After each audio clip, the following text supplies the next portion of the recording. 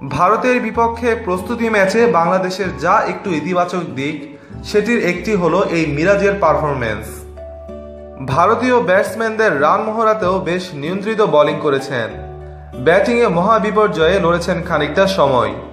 তবে নিজেকে নিয়ে নয়, মিরাজ হাসার উপলক্ষ খুঁজে নিয়েছেন নিজস্ব দর্শনে। তাকে নিয়ে বাংলাদেশ ক্রিকেটের অনেক আশা, অনেক স্বপ্ন তার পরিণত বোধের কারণে। চিন্তা ভাবনা ও কথায় অনেক ইতিবাচক বরাবরই। ভারতের বিপক্ষের ম্যাচটি যাতে দুঃস্বপ্ন হয়ে তাড়া করতে না পারে সেটির উপায় বের করে ফেলেছেন মিরাজ। এই ম্যাচ থেকেও বের করেছেন মন্দের ভালো। আজকের দিনটা আমাদের ছিল না, তবে আমি ইতিবাচকভাবে নিলে বলতে পারি যা যাওয়ার প্র্যাকটিস ম্যাচের উপর দিয়েই গেছে। আল্লাহ যা করেন ভালোর জন্যই করেন। সামনে আসল খেলা, বড় ম্যাচ।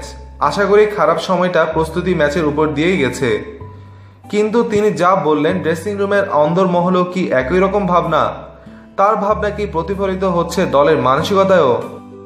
প্রশ্ন শুনে মিরাজের কণ্ঠে আরও বেশি আত্মবিশ্বাসের ছোঁয়া। আমাদের আত্মবিশ্বাস আছে, আশা করি আমরা ঘুরে দাঁড়াবো অবশ্যই। ড্রেসিং রুম একদম ঠিক আছে, সবাই জানে একটা ম্যাচ এরকম হতেই পারে, মূল ম্যাচে এরকম হবে না, সবাই আত্মবিশ্বাসী। মিরাজের কণ্ঠ মনের কথাই বলছে কিনা, ড্রেসিং রুমের হৃদস্পন্দনও একই তালে চলছে কিনা সেটির প্রমাণ হবে একদিন পরই। বৃহস্পতিবার চ্যাম্পিয়ন্স ট্রফির উদ্বোধনী ম্যাচে ইংল্যান্ডের মুখোমুখি হবে বাংলাদেশ।